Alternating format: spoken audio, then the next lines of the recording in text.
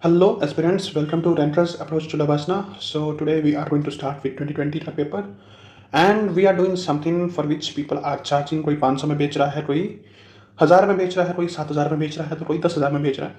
But I think this is something that aptitude which we talk about, which the toppers talk about. This is something which shouldn't be sold in the market, and with that purpose only I have started this series, Prelims Aptitude Mastery, where we will learn that how to solve the prelims paper beyond the minimum range of 30 to 35 questions. कि भाई 30 से 35 question तो हमने attempt कर लिए, but we don't know how to attempt rest of the questions, and this is something which toppers uses.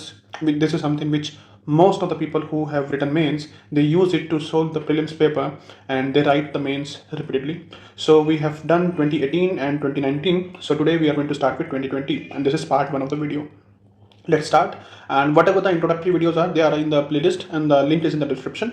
You can find there, and I have given some introductory logics in 2 separate video with the title of introduction, so you can refer to those videos, and we will be starting now without wasting any further time. So question number 1, Aadhaar meta data cannot be stored for more than 3 months. भाई data है, चलो इसे underline कर लेते हैं, and it says कि cannot be stored more than 11 months 3 months. चलो ठीक है भाई, डेटा है और नेगेटिव बात कर रहा है, पहली बात स्टेटमेंट. चलो ठीक है. State can not enter into contract with private corporations for sharing of Aadhaar data. So states can not enter into any contract. ठीक है, चलो भी हो सकता है. Aadhaar is mandatory for obtaining insurance products. ठीक है, Aadhaar is mandatory for getting benefits funded out of CFI. देखो, Aadhaar is mandatory for obtaining, Aadhaar is mandatory for getting. Third and fourth statements are common, so it means कि दोनों तो ठीक नहीं होंगी and one of them must be correct. ठीक है, similar statements वाले हैं. अब लॉजिक क्या कहता है इसमें? अब देखो 3 और 4 तो कहीं ऑप्शन में नहीं है, so we have to determine कि तीन दोनों में से सबसे ज़्यादा सुटेबल ऑप्शन कौन सा है. Aadhaar is mandatory for getting obtaining insurance products. भाई इंश्योरेंस प्रोडक्ट लेने के लिए हमें आधार मैंडेटरी है. इज इट लाइक मैंडेटरी और it is just one of the documents? हम अपना कोई और डॉक्यूमेंट भी तो दिखा सकते हैं, लाइक पैन कार्ड हो गया या वोटर कार्ड हो गया. We can show other documents as well to establish our identity. So it is a narrow thing. Insurance product is narrow thing as compared to insurance product. Consolidated Fund of India, this is something broad. This is something broad because पहली बात तो यहाँ पर legislative approval चाहिए होता है. Legislative approval के बाद भाई तुम्हारा एस्टेब्लिश एक यूनिवर्सल आइडेंटिटी एस्टेब्लिश करने के लिए गवर्नमेंट आधार को प्रमोट करती है. गवर्नमेंट आधार को promote, that's why Aadhaar is link to each and every major document. भाई वोटर कार्ड हो आपका वो या फिर पैन कार्ड हो, तो उसमें आधार को लिंक किया गया. So based on this we will eliminate the narrow thing, narrow concept, and we will go with the broad concept. Insurance is just one sector, it is a narrow thing, and CFI is a larger thing. So out of these two things, if I have to choose one, so I will choose the second option, like the fourth one, which is for CFI. So based on this, I will eliminate third option. ठीक है, अब बचा है या तो 1 ठीक होगा या फिर 4 ठीक होगा. So based on this, Aadhaar meta data can not be stored for more than 3 months. भाई एक तो ये डेटा है and it is very easy to tweet. And second क्या बोल रहा है? State can not enter into any contract with private corporations for sharing. We talk about privacy. So privacy वाला भी एस्पेक्ट आता है कि भाई फिर प्राइवेट कॉर्पोरेशन के साथ हम क्यों ही शेयर करेंगे. तो यहाँ पर प्रिवेसी वाला जब एंगल बीच में आ जाएगा, so based on this second statement is very much favourable as compare to first, because first में दिया हुआ है data and it is easy to tweet the data. 3 month की जरा क्या पता यहाँ पर 8 month हो उसको 3 बना दिया है, तो क्या पता 7 महीने हो उसको 3 बना दिया है. So it is very easy to tweet the data and this is very random data. ये लार्जली नॉन डेटा नहीं है. रैंडम डेटा से मतलब है that is something which is not very common. जैसे MPC की बोलते हैं, मॉनेटरी पॉलिसी कमेटी, भाई सबको पता 6 मेंबर होते हैं उसके अंदर. So this is a non data but this is a random data. So random datas are easy to tweet. So based on this first statement we will eliminate and our answer will be second and fourth. Now come to question number 2. Rajya Sabha has equal power with Lok Sabha. भाई अभी ये है knowledge वाला question. So you can't expect कि भाई आप हर question में logic लगाओगे या एप्टीट्यूड लगाओगे. such questions expect knowledge from you. So if you are done, likewise I say in every video, static is the king. ठीक है, नॉलेज को प्राइमेसी देनी है ओवर एप्टीट्यूड या लॉजिक या गेसवर्क. ठीक है, so this is something which aspects knowledge from you. So and we will solve it with the knowledge only. So Rajya Sabha has equal power with Lok Sabha. The matter of creating all India services, नहीं भाई, राज्य सभा के पास special power है. Amend in the constitution, yes, under article 368, it is something which is common for both Rajya Sabha and Lok Sabha, and they both have the equal powers. भाई separately इनको पास करना. Removal of government, it is something with respect to Lok Sabha because executive is responsible to the House of People. Making cut motion, ये specific है Lok Sabha का. क्योंकि making cut motions क्या है, budget के context में है, and ये जनरली लोकसभा के पास ही है क्योंकि राज्यसभा में बजट का इतना रोल नहीं है. So based on our logic, our knowledge, so answer will be B. And today I will be calculating कि भाई कौन से नॉलेज से सॉल्व हो रहे हैं एंड कौन से लॉजिक के बेसिस पे हो रहे हैं. सो this is the first question of logic and this is the second question of knowledge. Sorry, not the second, first. ठीक है, ये लॉजिक से सोल्व किया हमने, ये नॉलेज से सोल्व किया. So at the end I will be telling you कि भाई इतने क्वेश्चन तो नॉलेज से सोल्व हो रहे हैं एंड इतने क्वेश्चन में आप लॉजिक लगाओगे and these much question will be skippable. Let's come to question number 3. Question number 3 क्या कहते हैं अपना, let me change the pen. हाँ, with reference to the funds under MP LAD scheme which of the following are correct. भाई MP LAD है और इनमें से कौन सा करेक्ट है. So the district authority must inspect at least 10%. ठीक है, of all works under implementation every year. ठीक है, डेटा है but we will consider other statements as well, directly eliminate नहीं करेंगे. So MPLAD funds are sanctioned on yearly basis and the unused fund can not be carried forward to the next year. देखो अब UPSC ने इसमें क्या किया, दो statement को जोड़ दिया. They are sanctioned on yearly basis. UPSC could have stopped here, ठीक है, बट उसको एक्सटेंशन करना था, एंड लगा के एक्सटेंशन दे दिया. The unused fund can not be carried forward to the next year. अब मतलब देखने वाले आप बोल सकते हो कि भाई मेरे को तो आंसर पता है, उस बेसिस पे मैं लॉजिक लगा रहा हूँ, बट नहीं, I am not referring two answers right now. I am just reading the question and based on my logic, even if I don't know the answer, I am just developing the logic. तो इसमें क्या है कि भाई UPSC जब भी ऐसे and लगा के ना एक्सटेंशन देता है सर्विस, मतलब कोई भी स्टेटमेंट की, तो they are generally incorrect. And हो जाएगा, बट हो जाएगा, तो ऐसे एक्सटेंशन लगा के जब यूपीएससी फर्दर स्टेटमेंट्स बनाता है, so they are generally incorrect and this statement is also incorrect because तो लॉजिक के नॉलेज के बेसिस पे जाए, क्योंकि एमपीलेट हम जनरली पढ़ते हैं. So in the context of MPLAD we know कि भाई ये लैप्सेबल फंड नहीं होते, we can carry forward, the MPs can carry forward that to the next year. So based on this our B statement will be like third, जिसमें वो गलत हो जाएगा. अब फर्स्ट और सेकंड तो कॉमन है इन दोनों में. चलो सेकंड पढ़ते हैं. Specific portion of each MP fund must benefit. Must extreme नहीं है, मस्ट है, थोड़ा सा एक्सट्रीम बनाता है, but SC/ST population. And I told you in the previous video, whenever UPSC talks about some vulnerable section, be it women, children और SC/ST, so UPSC generally made positive statement. तो यहाँ पे factual नहीं है ये चीज, ये जनरल स्टेटमेंट है in the welfare of vulnerable sections.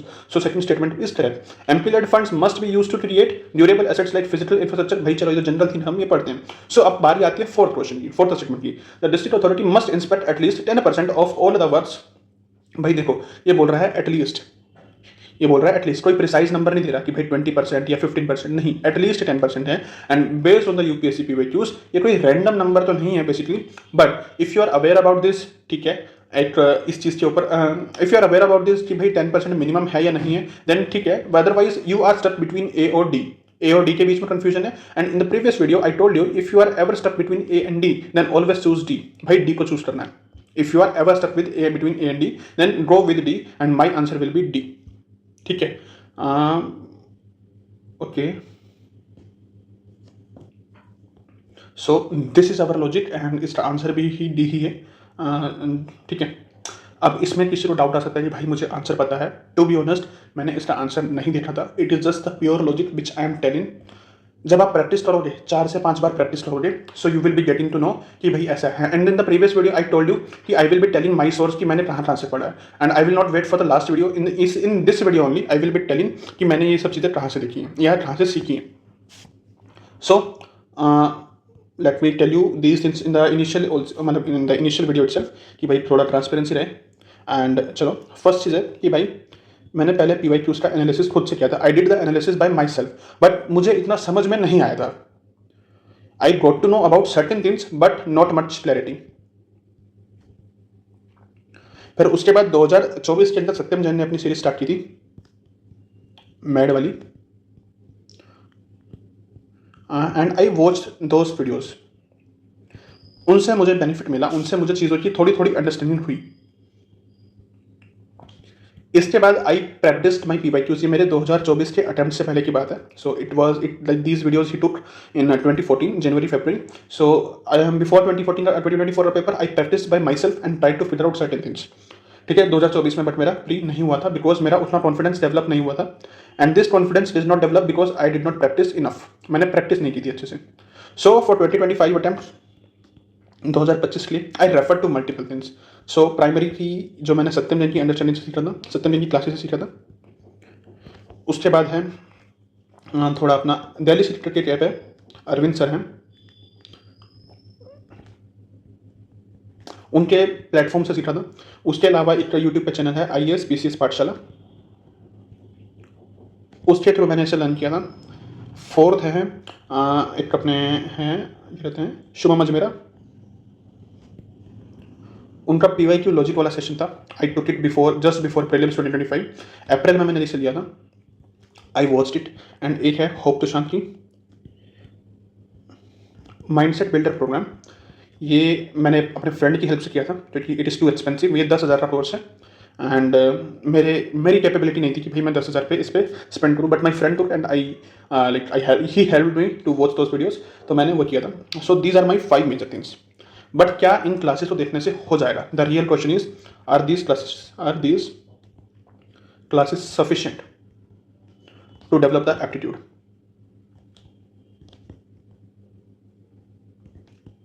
And my answer will be a big no. Why no? भाई इन क्लासेस को देखने से आपको सिर्फ पैटर्न का पता चलेगा। You will get to know the pattern कि UPSC examiner is framing questions like this way. But to develop the confidence you need to practice PYQs for at least 5 to 6 times. This is the bare minimum and I did the practice for at least 10 times. 10 bar practice किया था PYQs 2018 से 2025, ये किया 2024 उस time, तो 25 अभी चल रहा है। 2018 से 2024 के टाइम में एटलीस्ट 10 बार इसे मैंने प्रैक्टिस किया था and after that only I was able to develop the confidence. ठीक है, कॉन्फिडेंस तब बना। And to be honest when I say this, भाई इतनी प्रैक्टिस करने के बाद भी there were 7 questions in 2025 where I did the blunder part. मैंने जस्ट अभी चेक किया रैंडमली अपना पेपर 2025 वाला, सो आई फाउंड कि भाई 7 क्वेश्चन ऐसे थे जहाँ मैंने ब्लंडर किया, जहाँ पर मैंने ये एप्टीट्यूड नहीं लगाया। So that's why I am saying कि भाई अल्टीमेटली पैसा मत फूको इन सब चीज़ों पे। दिस इज समथिंग, सत्यम जैन का मैड जो है वो यूट्यूब पे अवेलेबल है, you can watch that also अगर आपको देखना है। ये बाकी ये भी यूट्यूब पे अवेलेबल है, ठीक है, यूट्यूब पे अवेलेबल है। अब इनका पेड कोर्स है 7,000 रुपये का ऑनलाइन वाला, ठीक है, उसमें अलग चीज़ें भी हैं, टेस्ट सीरीज भी है, मैड भी है। बट इसका सबसे बड़ा डिसएडवांटेज है कि भाई PYQs को छोड़ के ये अपने टेस्ट सीरीज में लगवा रहे हैं। इनकी टेस्ट सीरीज है उसमें मैट का एप्लीकेशन करवा रहे हैं। चलो ठीक है, वो उनकी आइडियोलॉजी है, उनका परसेप्शन है, way of teaching aspirants, and लोगों को बेनिफिट भी हो रहा है। So that is something up to you. बाकी शुभम अजमेरा का जो PYQ वाला सेशन है वो अभी 399 का है, you can refer to that. But ठीक है, मतलब ऐसा कुछ उसमें खास ऐसा तो नहीं बोलूँगा, बट हाँ इंडिविजुअली किसी को भी हेल्प कर सकता है वो। सो 399 अफोर्डेबल भी है, so you can refer to that also. And hope Tushant वाला भाई कोर्स अच्छा है but it is of 10K, so I don't think कि भाई 10,000 रुपये इस चीज़ के लिए इन्वेस्ट करना चाहिए। एंड अगर मतलब मुझे नहीं लगता ऐसा कि करना चाहिए भाई 10,000 रुपये, बट ठीक है, if you can afford that you can do that. And या एंड दिल सीक्रेट का भी आई गेस 600 रुपये के आसपास का है, so you can refer to that also. And but to be honest when I say कि भाई you don't need to spend money, it is because only भाई मैंने सब किया है and I have the knowledge, I have done enough practice. So whatever I am telling you in the 2018 paper, 2019 paper, and even today's paper, this is purely extracted out of these. There are certain things which I did for myself, like I practiced based on my understanding, and out of those things also, out of my practice, I also like figure out a certain things, so which I will be sharing in the further papers, because अभी तक वो चीज़ें आई नहीं। So in case you are not able to afford certain things, भाई ये नहीं बोलूँगा कि TG पे परचेज कर लो, ऐसा ऑप्शंस मैं नहीं दूंगा आपको, but what ever it is कि ये थोड़ा इमोरल हो जाता है, बट ठीक है, अफोर्डेबिलिटी वाला इशू है, so you can refer to those videos these videos and या you can share with your friends as well. So let's not waste further time and let's solve the questions. So this was something which I wanted to share with you कि भाई पैसा मत फूको अपना, पैसे को बचाओ, and you can watch these videos. और भाई बाकी ऑप्शन भी हैं आपके पास, you can watch them also. So let's start. Question number 4. Which one of the following categories of fundamental rights incorporate protection against untouchability as a form of discrimination? So UPSC का ये classical trap है। Classical trap क्या है? UPSC आपके intuition के साथ खेलता है, बिकॉज UPSC इनिशियल लाइक शुरुआत में ही कुछ ऐसे ऑप्शंस दे देना कि जैसे अभी इसमें बोल दिया ना कि untouchability is a form of exploitation, and UPSC ने क्या किया कि ऑप्शन ए में ही दे दिया right against exploitation. And we all know, मतलब जिसे नहीं पता चलो ठीक है, अनटचेबिलिटी आर्टिकल 17 का पार्ट है, एंड 17 जिसमें आता है राइट टू इक्वालिटी, इक्वालिटी दिया लास्ट में। दैट्स वाई टेल यू कि भाई ऑप्शंस को हमेशा लास्ट से पढ़ो, because UPSC plays with the intuition. Untouchability है, एक्सप्लॉयटेशन दिखा, एक्सप्लॉयटेशन को मार दिया, because UPSC uses the exam like UPSC uses the tricks of psychologist, ये साइकेट्रिस्ट जो भी बोलना चाहते हो, तो साइकोलॉजी के साथ खेलता है UPSC, and if UPSC is playing with psychology it will try to put you in the traps, and this is the trap कि भाई अनटचेबिलिटी है, and that's why it put it here. Exploitation तो सबसे ऊपर डाल दिया, right against exploitation. So those who don't know about fundamental rights they will definitely fall into this trap, and just to avoid this trap I told you to start from low. भाई नीचे से ऊपर की तरफ जाओ and you will be able to save your question by a better understanding. So untouchability है, we all know it is article 17, एंड article 17 किसके अंदर आता है? आर्टिकल 14 से लेकर article 18। It is a part of right to equality. So based on this, answer will be equality. This is a question of knowledge. This is a question of knowledge. So it is second, and this was a question of aptitude. So here it is also second. In India, ये हाँ, separation of judiciary from the executive is enjoined by separation of judiciary from the executive. Preamble हम पढ़ते हैं, preamble में separation की कोई बात नहीं करता, तो प्रियम्बल तो can not be the answer. चलो लास्ट से पढ़ते। कन्वेंशनल प्रैक्टिस बाय कन्वेंशन है, चलो ठीक है भाई, हो सकता है कन्वेंशनल। 7th शेड्यूल में तो हम ऐसा कुछ पढ़ते नहीं है। Directive principles article 50। So this is something where UPSC has given the easy question. भाई ये इजी क्वेश्चंस हैं, इसमें आप लॉजिक को ढूंढने की बजाय just go with the knowledge, and if you haven't read these topics, this is the bare minimum topics, then my friend prelims is not your game. You have to be strong with the static part, you have to be strong with the basic knowledge, क्योंकि जो 50,000 serious aspirants है दे will B marking it correct. अगर आप नहीं मारते इस correct तो your score will fall bye not 0.66 but -2.66, because 2 number बाकी 50,000 ले जाएंगे एंड आपको कुछ नहीं मिलेगा, you will be in the loss. So this is a question of knowledge and I will mark it 3. Let's come to question number 6. Along with the budget, the finance minister also places other documents before the parliament, which includes the macroeconomic framework statement. The aforesaid document is presented because this is mandated by long-standing parliamentary convention by convention है। अब कोई convention पे तो मतलब कोई ऐसा document होता नहीं। अब देखो इंट्यूशन के साथ फिर यूपीएससी खेल रहा है, UPSC is again playing with intuition, क्योंकि 2020 तक ये हम चीज़ें नहीं पढ़ते थे, ये जनरली इतना न्यूज़ में नहीं होता था। एंड कोचिंग मटेरियल्स वाले क्या करते हैं, coaching institutes, they add the questions, they add the content after getting the questions. तो रेट्रोस्पेक्टिवली मतलब वो लाइक उसे प्रीएम्प्ट नहीं करते, वो बाद में डालते हैं, वो रिस्पॉन्सिव होते हैं, रिस्पॉन्स देते हैं क्वेश्चन आने के बाद। So if certain question has been asked तो वो कोचिंग के मटेरियल में इंक्लूड हो जाएगा नेक्स्ट ईयर से, and here aspirants fall into trap. So भाई चलो लास्ट से पढ़ते हैं। Provisions of fiscal responsibility and budget management act, ठीक है भाई, हो सकता है आर्टिकल 13 ऑफ द कॉन्स्टिट्यूशन। भाई आर्टिकल 113 में कभी पढ़ा है आपने? नहीं पढ़ा ना। So this can not, and just let me tell you one thing, trust your knowledge. अगर आपने लक्ष्मीकांत में ये चीज़ नहीं पढ़ी तो भाई शायद वो लक्ष्मीकांत में नहीं है, और शायद वर्ड भी नहीं बोलूँगा मैं, लक्ष्मीकांत में वो चीज़ नहीं है। So you have to trust your knowledge. अगर आपने 1 साल 2 साल अच्छे से प्रैक्टिस किया, if you have practice decently thoroughly in 1 or 2 years, so you have to trust your knowledge. So C can not be the option. B पे आते हैं, article 112 and article 110 of the constitution of India. नहीं, अब इसमें logic मत लगाना कि constitution of India दिया हुआ है बी और सी, ये क्वेश्चन नॉलेज का क्वेश्चन है, you have to solve it with the knowledge. So इसमें वो लॉजिक नहीं लगेगा कॉमन स्टेटमेंट वाला, इसका आंसर वैसे डी है। सो ये इस क्वेश्चन को मैं इंक्लूड करता हूँ in the category of knowledge, क्योंकि यहाँ एप्टीट्यूड को अननेसेसरी लगाना थोड़ा मुश्किल है, but still if you want to play with the aptitude, I would say कि भाई नॉलेज के बेसिस पे 112 तो नहीं आ रहा, 113 तो नहीं आ रहा, so option B and C can not be possible. अब ये तो बच्चा ऑप्शन ए हमारे पास कि या तो ऑप्शन ए हो रहा या ऑप्शन डी हो रहा। ए और डी में कंफ्यूजन है कि पार्लियामेंट्री कन्वेंशन है कि बजट एफआरबीएम के अंडर है, and I told you whenever you are confuse between A and D, go with D, D वाले के साथ जाओ। सो इसका आंसर हो जाएगा D, and I am putting it into the logic. भाई चलो इसमें लॉजिक में भी डाल सकते हैं एंड नॉलेज वाले पार्ट में भी डाल सकते हैं। Let's put it into the logic part कि भाई लॉजिक से सोल्व करते हैं हम इसको। सो this will be our question number 3 of logic. A constitutional government is defined by a constitutional government is defined by definition is कि constitutional government कौन सी है। अब भाई देखो कि constitutional government, constitution क्या होता है? constitution set of rules होते हैं जो डिसाइड करते हैं गवर्नमेंट के फंक्शंस क्या है, उसकी पावर्स क्या है, उसकी रिस्पॉन्सिबिलिटीज क्या है। तो उसके बेसिस पे अगर कोई रूल्स हैं तो वो रूल्स उसकी लिमिटेशंस भी होंगे, क्योंकि वो लिमिटेशंस भी होंगे। तो कॉन्स्टिट्यूशनल गवर्नमेंट का मतलब क्या हो जाएगा, तो जो लिमिटेड गवर्नमेंट है। अब इसको ऑप्शंस को विद एग्जांपल्स एलिमिनेट करते हैं। चलो, गवर्नमेंट बाय लेजिस्लेचर, इसे तो पार्लियामेंट बोलते हैं, या मतलब पार्लियामेंट भी बोल सकते हैं भाई, प्रेसिडेंशियल भी बोल सकते हैं, कुछ भी बोल सकते हैं। गवर्नमेंट बाय लेजिस्लेचर क्या होता है? गवर्नमेंट बाय लेजिस्लेचर कोई मतलब मिलता है इस चीज़ का कि भाई उससे कोई रिलेशन में नहीं जा रहा। पॉपुलर गवर्नमेंट क्या है कि पॉपुलर पीपल ने, मतलब जनता ने उसे चुना है, कोई वो नहीं है, वहाँ क्या कहते हैं अपने तानाशाही नहीं है, डिक्टेटरशिप नहीं है। It is popular government by मतलब government chosen by people. Multi party मतलब कि कोलिशन गवर्नमेंट से काफ़ी सारी पार्टीज वहाँ पर है, ठीक है। तो भाई ये भी नहीं लगता कॉन्स्टिट्यूशन के साथ। कॉन्स्टिट्यूशन का मतलब है थोड़ा रेस्ट्रिक्टिव सेंस में थोड़ा रेस्ट्रिक्टेड सेंटेंस में, तो इसका आंसर हो जाएगा अपना D. And this is a question of knowledge and I will say कि भाई यहाँ नॉलेज का ही क्वेश्चन है एंड द आंसर यहाँ पर डी है। तो this is the fourth question which we have to solve with the knowledge. Other than fundamental rights which of the following parts of the constitution reflect, भाई इन words पे ध्यान देना है, reflect the principles and provisions of UDHR. Reflect की बात कर रहा है, रिफ्लेक्शन क्या है भाई, 0.1% भी रिफ्लेक्शन अगर आपके पास आएगा, 0.1% भी अगर कुछ रिफ्लेक्ट हो रही है, so that will be true, क्योंकि यहाँ कोई रिफ्लेक्शन का पैरामीटर नहीं है कि भाई 10% रिफ्लेक्शन होना चाहिए या 20% रिफ्लेक्शन होना चाहिए, इट जस्ट से कि रिफ्लेक्ट।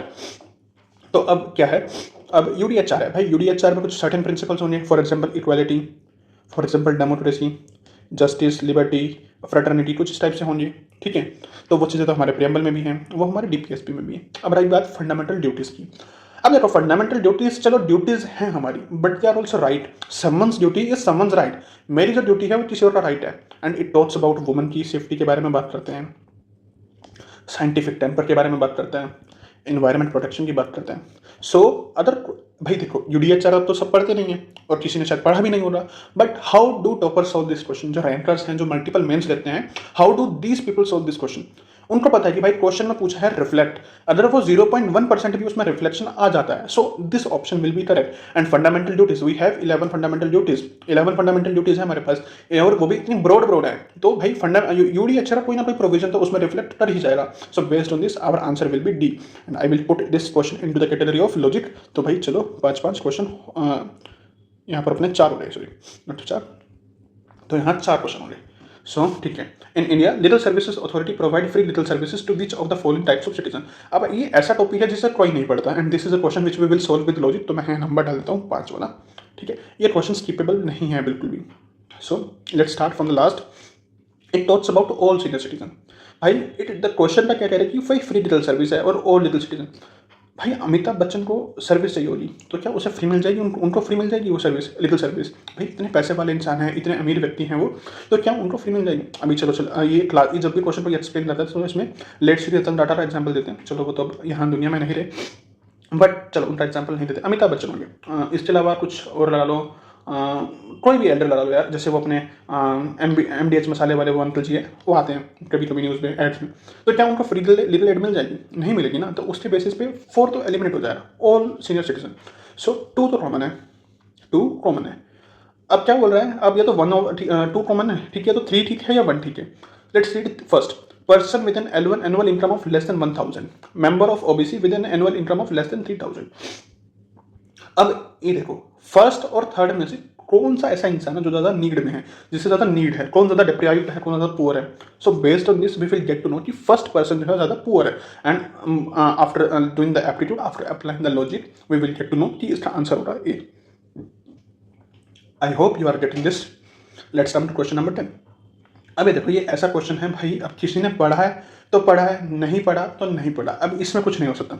मैक्सिमम किसी को हेग कन्वेंशन का पता होगा, बट जरूरी नहीं है कि इसके बारे में सब पता है लोगों को, ठीक है। So such kind of questions are skippable, ऐसे क्वेश्चंस को स्किप करना चाहिए। So I would say this question is skippable. But वहीं अगर यहाँ पर दिया होता only 1, only 2, only 3, only 4, I would have suggested भाई इस पे मारना है, क्वेश्चन नहीं आता आंख मूंद के इस पे मारना है। So this will be our answer, क्योंकि I will tell you in 2023 to 2024 अगर ऐसे 10 क्वेश्चन भी आते हैं ना, तो भाई 6 या 7 क्वेश्चन जस्ट बिकॉज इसी लॉजिक से ठीक हो जाएंगे, even if you don't know the answer, because UPSC psychology के साथ खेलता है। This is a game of probability as well. वैसे इसका ऑप्शन है, आंसर है सी, एंड इसका आंसर टू बी ऑनेस्ट मुझे आज तक नहीं पता, मैंने भी इसका आंसर की में देखा है और तब मैं बता रहा हूँ, because such question are skippable. भले इसके लिए कंटेंट आप अलग से प्रिपेयर कर लो, ठीक है, कंटेंट प्रिपरेशन अलग चीज़ है, but when it comes to logic, so this is certain thing. So इस ये स्किपेबल क्वेश्चन है, इसका क्वेश्चन नंबर वगैरह 1। Let's come to question number 11। A parliamentary system of government is one in which. भाई इसमें कोई लॉजिक नहीं है, इसमें प्योरली इसमें कोई लॉजिक नहीं है, इसमें प्योर है नॉलेज ऑफ गवर्नमेंट, बट ठीक है फिर भी हम पढ़ते हैं। The government is chosen by the parliament but can not be removed by it before the completion of a fixed term. And I told you कि whenever UPSC asked such question, relate with the real life example या कुछ imaginary example बना दो। India एक parliamentary system है, बोल रहा है कि भाई गवर्नमेंट जो है पार्लियामेंट ने चूज किया है, लेकिन जो है पार्लियामेंट उसे रिमूव नहीं कर सकता, तो भाई नो कॉन्फिडेंस मोशन किस लिए है, तो this becomes wrong. The government is elected by the people and can be removed bye them. अब देखो भाई गवर्नमेंट को जो है पीपल ने इलेक्ट किया, मोदी जी को पीपल ने इलेक्ट किया, ठीक है, एज अ MP, और उन्होंने फिर गवर्नमेंट बनाई, ठीक है। बट पीपल उनको रिमूव कर सकते हैं, नहीं भाई मिड टर्म में तो नहीं रिमूव कर सकते। ऑब्वियस है कि भाई नेक्स्ट इलेक्शन आएगा तो उनको डिफीट किया जा सकता है किसी और पार्टी को मेजोरिटी देके लोकसभा में, बट डायरेक्टली पीपल नहीं रिमूव कर सकते। We have the no confidence motion, वो लोकसभा के पास है। So this also becomes wrong. The government is responsible to the parliament and can be removed by it.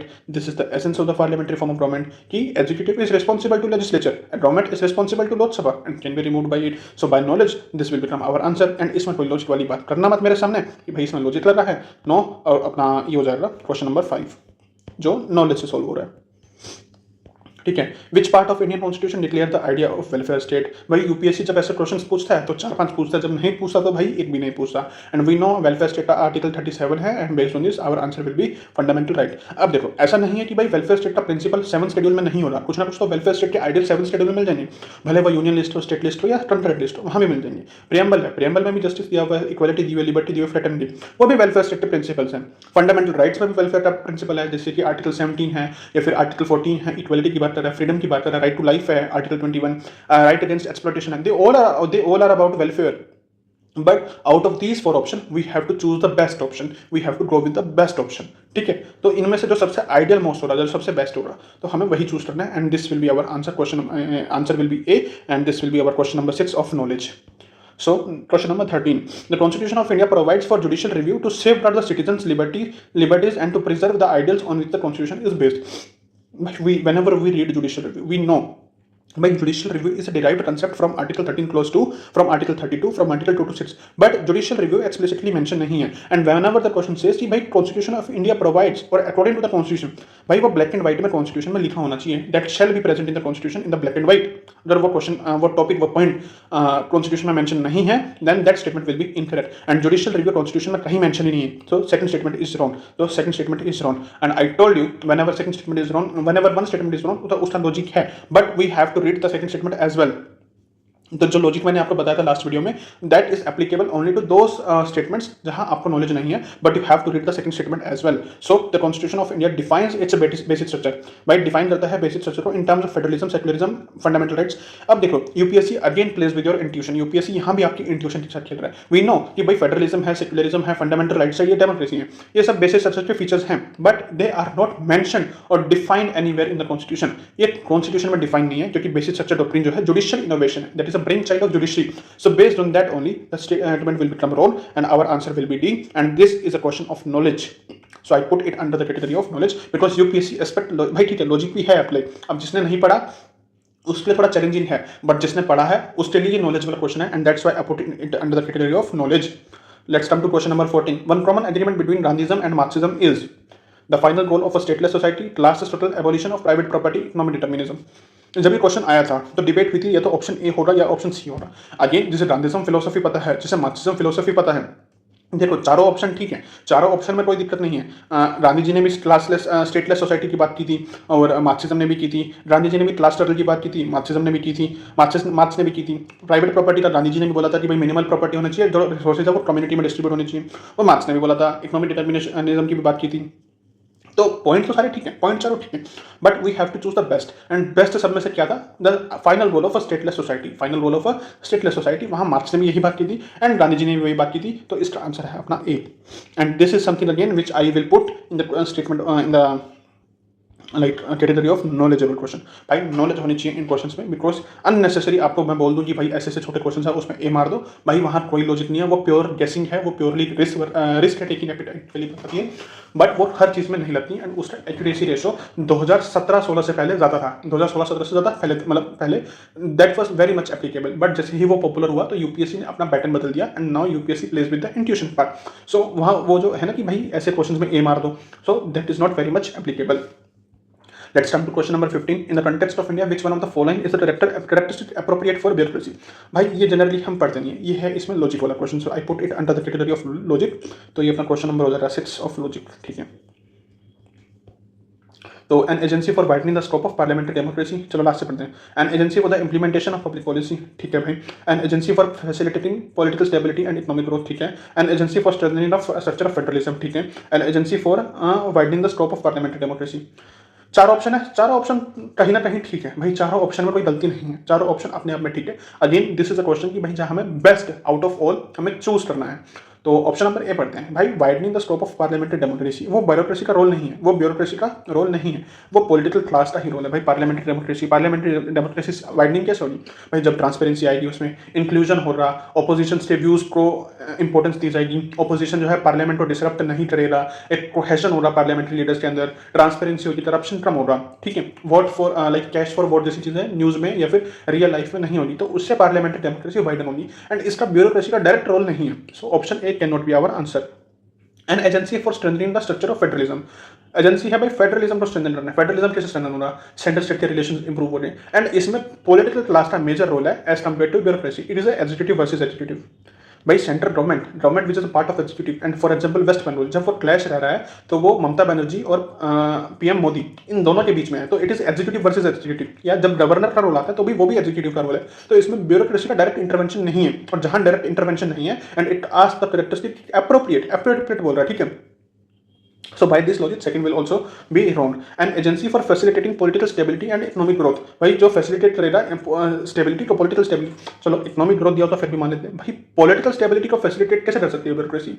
They are, जब भी हम सिविल सर्विसेज की प्रिपरेशन करते हैं, we are advise to remain apolitical, हमें ए पॉलिटिकल रहना है। तो भाई पॉलिटिकल स्टेबिलिटी का तो कोई मतलब ही नहीं है। इट इज सैड भाई, मिनिस्टर्स तो आते जाते रहेंगे, हर 5 साल में मिनिस्टर बदल जाएगा, but an IAS IPS they stay for 25-30 years to the services. तो वो पॉलिटिकल स्टेबिलिटी हमारा काम नहीं हो रहा as a civil servant, as an IAS, as an IPS, as an IRS। तो भाई वो हमारा काम नहीं है, वो पॉलिटिकल क्लास का ही काम है, वो पीपल का काम है कि भाई उनको वो गवर्नमेंट चाहिए या नहीं चाहिए। So based on this option C will also be round, and D जो है हमारा आंसर हो जाएगा by with the help of pure logic. And this is the sixth question based on logic which we have solve. And this is a classic question which UPSC, मतलब जो है कि जिसमें यूपीएससी इंट्यूशन के साथ play कर रहा है। The preamble of the constitution is a part of the constitution but has no legal effect. अब ये स्टेटमेंट बिल्कुल ठीक है भाई, बिल्कुल ठीक है। अब उस टाइम पे एस्पिरेंट्स ने क्या किया, इतना पढ़ा, इसको ठीक मारा, आगे नहीं पढ़ा, छोड़ दिया, आगे पढ़ गए, एंड लास्ट में क्या हुआ, -2.66। क्यों, आओ पढ़ते हैं। नॉट अ पार्ट भाई, नॉट अ पार्ट, ये तो गलत ही है, केशवानंद भारती में बोल दिया था। A part of the constitution and has the same legal effect as any, भाई ये भी केशवानंद भारती में बोला था कि भाई ये स्टेटमेंट तो गलत है। चलो इनको दोनों को बाद में एक्सप्लेन करेंगे, बट फोर्थ पे आओ। A part of the constitution but has no legal effect independently of other parts, इतना तो पार्ट सेम है, बट यूपीएससी ने इसे और ऐड कर दिया, independently of other parts. And जिसमें ने भी केशवानंद भारती जजमेंट पढ़ा है, इन द सेंस उसका एसेंस पता है, this is a more accurate statement as compare to this, this is a more accurate statement, that's why it is advised भाई ऊपर से ऑप्शंस मत पढ़ो, लास्ट से पढ़ो। इस क्वेश्चन में मैंने डेलिबरेटली ऊपर से ऑप्शन पढ़ा जस्ट टू टेल यू कि how UPSC traps. So option D is a perfect answer. देखो पार्ट तो है नहीं है वो, तो statement 2 becomes wrong. A part of the constitution but has the same legal effect, भाई लीगल इफेक्ट तो नहीं है, तो लीगल इफेक्ट जब नहीं है तो स्टेटमेंट ऑल्सो बिकम्स रॉन्ग। तो अब ये तो ए में चूज करना है एंड डी में चूज करना है। चलो ठीक है भाई, कंफ्यूज हो कि भाई ए को चूज करें या डी को चूज करें, and I told you whenever you are confuse between A and D, go with D, and D is our answer, and this question is of knowledge only, so I will put it under the category of knowledge. So this is our question number 9 of knowledge. तो अपने हो रहे हैं ये 9 question, ये knowledge के हो रहे हैं, 6 क्वेश्चन वैसे हो रहे हैं, और एक क्वेश्चन अपना जो हुआ है वो सॉरी 6 क्वेश्चन, ठीक है, 6 क्वेश्चन इसके हो गए और एक क्वेश्चन अपना स्कीपेबल हुआ है। So we have done 16 questions, now let's move to 17th, ठीक है, एक बार लिख लेता हूँ 9 7, ठीक है। गोल्ड ट्रांच रिजर्व, ठीक है, रिजर्व ट्रांच किस टेंडर है भाई। अब इसमें क्या है ना, एक I told you about the favourite theme of UPSC. चलो फेवरेट थीम के बारे में बात करेंगे। A credit system granted by IMF to its member, a credit system granted by WTO, भाई यहाँ कॉमन है, यहाँ कॉमन है, सो इट मस्ट बी कि भाई आंसर है तो सी होगा या डी होगा। And this is something which we don't read generally, ये जनरली हम नहीं पढ़ते हैं। अब तो क्वेश्चन आ जाए तो भाई सब इंस्टीट्यूट्स ने अपने आंसर की में इंक्लूड कर लिया या अपने मटेरियल में इंक्लूड कर लिया, but this is something which generally don't read. तो ऑप्शन या तो सी होगा या डी होगा। And I told you whenever you are confuse between C and D और A and D, go with D. D भी क्यों है, क्योंकि IMF is a favourite topic of UPSC, UPSC को IMF पसंद है। तो based on this is our second logic कि IMF is a favourite topic and D will be our answer, and this is something which we have solved with the logic. So logic के साथ solve किया, तो this is our 7th question of logic. With reference to the provisions contained in part 4 of the constitution, which of the following statements is or are correct? ठीक है, the principle laid down in this part are to influence the making of laws by the state। भाई ये statement as it is article में दी हुई है कि भाई फंडामेंटल है to the governance of the country, उसी का एप्लीकेशन है ये। चलो भाई किसी को नहीं पता इसे छोड़ देते हैं, but I put this question under the category of knowledge, तो मैं इसमें 10 नंबर डाल रहा हूँ भाई। जिसको ये नहीं पता नॉलेज के साथ, तो भाई छोड़ दो प्रिपरेशन। अब मैंने आपको चीज बता दी कॉन्ट्राडिक्टरी, कि when two statements are contradictory to each other they cannot be true। They shall be enforceable by court, they shall not be enforceable by court, any court. तो ये तो भाई दोनों तो ठीक नहीं हो सकते, एंड यूपीएससी ने कोई ऑप्शन ऐसा दिया भी नहीं जिसमें 1 2 3 एक साथ में हो। या तो 1 ठीक हो रहा है या 2 ठीक हो रहा है, भाई दोनों में से एक तो ठीक हो रहा है, ठीक है। एंड वी नो कि they are not enforceable by court, enforceable by any court, ये नॉन जस्टिसेबल है। तो based on this option 1 is incorrect, and ठीक है ये तो नहीं हो रहा। अब बचा 2 और 3, बी या डी। एंड जिसने डीपीएसपी पढ़े हुए हैं उसे पता है कि भाई they are fundamental to the governance of this country. और ये भी पढ़ लो, the principles laid down in this part are to influence, ये इन्फ्लुएंस की बात कर रहा है, मैंडेटरी नहीं है, इन्फ्लुएंस की बात कर रहा है। इन्वायरमेंट प्रोटेक्शन के लिए कोई एक्ट बना दिया, भाई इन्वायरमेंट प्रोटेक्शन के प्रोविजन उसमें दिए हुए हैं, वर्कर्स के मैनेजमेंट में, वर्कर्स के वेलफेयर के कुछ लॉ बना दिया, तो भाई वर्कर्स का पॉइंट वहां पर दिया हुआ है। Equal pay for equal work का कोई लॉ बना दिया, तो भाई equal pay for equal work article 39 में दिया हुआ है। So it talks about influence. So even if you don't know about this statement, with the help of logic you can solve कि भाई इन्फ्लुएंस है, इन्फ्लुएंस हो सकता है। डीपीएसपी में इतने सारे लॉज हैं, किसी एक भी लॉ को इन्फ्लुएंस कर दिया तो this statement becomes true, and our answer will be D again. But this question I will consider under as a part of knowledge question, जहां पर आपकी नॉलेज एक्सपेक्ट हो रही है। Let's come to question number 19. According to RPA, a person convicted of a criminal offence and sentenced to imprisonment for 5 years, data आ गया यहाँ पर, and this is a non data, भाई ये डेटा आपको पता होना चाहिए, is permanently, I'm deliberately emphasizing on such words, permanently, भाई ऐसे वर्ड्स पे emphasize करना है, disqualified from contesting any election even after his release from prison. We read कि भाई किसी को 2 साल से या उससे ऊपर की सजा होती है, तो 2 साल का जो, ठीक है, अगर 2 साल की फॉर एग्जांपल 2 ईयर्स की मिनिमम सेंटेंस हुई, तो 2 साल तो वो पनिशमेंट के प्लस 6 ईयर्स, 6 साल वो, तो टोटल 8 साल होंगे। उसके बाद वो पर्सन इन इलेक्शन कंटेस्ट कर सकता है। सिमिलरली अगर पनिशमेंट है 5 साल की, तो 5 साल वो प्लस 6 साल, तो सेक्शन 8 है ये आरपीए का, तो 6 साल और, तो 11 साल की सजा के बाद वो पर्सन दोबारा से कंटेस्ट कर सकता है। So this is outrightly wrong, यहाँ पर फैक्ट दिया हुआ है, एंड यूपीएससी का जो ये परमानेंटली वाला वर्ड है कि परमानेंटली डिस्क्वालीफाइड, तो this statement becomes wrong. And यार छोटा सा लॉजिक लगाओ कि भाई अगर कोई अंडर ट्रायल है, under trial in the sense कि भाई किसी के ऊपर केस रजिस्टर है, if that person can still contest election, अगर वो पर्सन केस होने के बाद भी इलेक्शन कंटेस्ट कर सकता है, तो भाई कन्विक्शन के बाद भी तो पॉसिबल है ना कि इंडिया जैसी कंट्री में इतना सेफ हेवन पॉलिटिशियंस के लिए बना दिया जाए कि भाई वो इवन कन्विक्शन के बाद भी अगर उन पर रिलीज मिल जाए, so they will be able to contest election. So this is something which we have to apply with the help of knowledge as well as logic। अब जिससे नॉलेज से आता है तो अच्छी बात है कि भाई ये क्वेश्चन जनरली नॉलेज से ही सॉल्व होने चाहिए, बट इसमें लॉजिक भी है कि भाई ऐसे लॉजिक इसको लगा दो। एक तो डेटा दिया हुआ है और परमानेंटली जैसा वर्ड दिया हुआ है, and whenever UPSC give such bold words, those statements are generally incorrect. And let's read question statement number 1. According to the Constitution of India, a person who is eligible to vote can be made a minister in a state for 6 months even if he or she is not a member of the legislature of that state.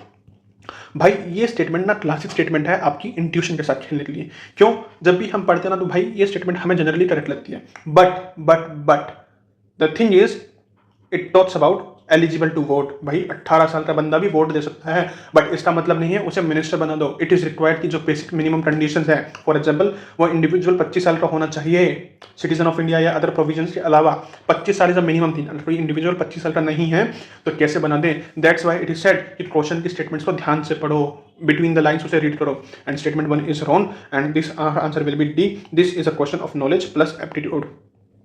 सो चलो इस PC category में रखते हैं, aptitude में डाल देते हैं इसको। तो ये हो रहा हमारा क्वेश्चन नंबर 8 ऑफ एप्टीट्यूड, ठीक है। Let's come to question number 20। There is no minimum number of days the parliament is required to meet in a year. कोई नंबर ऑफ डेज तो मेंशन नहीं है कॉन्स्टिट्यूशन के अंदर, बस ये बोला हुआ है कि भाई एटलीस्ट 2 बार मिलना है। कोई मिनिमम डेज तो मेंशन नहीं है, और सॉरी नॉट 2 बार, उसमें बोला हुआ है कि 2 सेशंस के बीच का गैप 6 महीने से ज़्यादा नहीं होना चाहिए। The gap between 2 sessions can not be more than 6 months, ये बोला हुआ है, कोई डे तो नहीं दिए हुए, ठीक है। तो third statement is correct. Second में क्या बोल रहा है? The constitution of India provides for 3 sessions of the parliament in a year but it is not mandatory to conduct all 3 session. भाई कॉन्स्टिट्यूशन में दिया हुआ है कि 3 सेशंस है, पहली बात तो ये फैक्ट ही गलत है। दूसरा क्या क्या यूपीएससी ने एडिशन कर दिया स्टेटमेंट्स में, but it is not mandatory. भाई जब 3 सेशंस यूपीएससी ने बोले, मतलब कॉन्स्टिट्यूशन में बोले हुए हैं कि भाई मैंडेटरी मतलब करने हैं, तो why will not it not be mandatory? तो दिस स्टेटमेंट बिकम्स रॉन्ग। ये लॉजिक से भी रॉन्ग हो रहा है कि भाई जब 3 सेशन बोले हैं तो मैंडेटरी तो होंगे ऑब्वियसली। एंड दूसरा क्या है कि भाई ये नॉलेज के साथ भी रॉन्ग हो रहा है कि भाई सेशंस की तो बात की ही नहीं। इट इज जस्ट सेड कि भाई 2 सेशंस के बीच में मैक्सिमम गैप 6 महीने हो सकता है। So by this second statement becomes wrong, and ये तो भाई ठीक है। अब 1 तो है ही, चलो थर्ड ठीक है, तो आंसर हो जाएगा सी। The president of India can summon the session of parliament at such place as he or she thinks fit. बिल्कुल सही स्टेटमेंट है. So this is something which I consider under knowledge and उसके basis पे अपना question number 11 हो जाएगा. And I told you भाई UPSC 30 से 35 ऐसे क्वेश्चन देता है and I would say 40 question के आसपास ऐसे देता है जो प्योरली नॉलेज के बेसिस पे सोल्व होते हैं. And you just have to be sharp enough, you just have to be present enough, विजाइल enough कि भाई आप वो क्वेश्चन को आइडेंटिफाई कर लो. आउट ऑफ दीज 20 क्वेश्चन, चलो सेट में मान लिया कि भाई ये सेट ए है तो इजी क्वेश्चन यूपीएससी ने इनिशियली डाल दिए, कोई दूसरे सेट बी में सी में भी तो मिलेंगे ना, तो ये क्वेश्चंस तो होंगे भाई, हर सेट में होंगे. So you just have to identify, so let's move to the other questions. Question number 21, तो ये अपने होंगे 11, 8 और 1.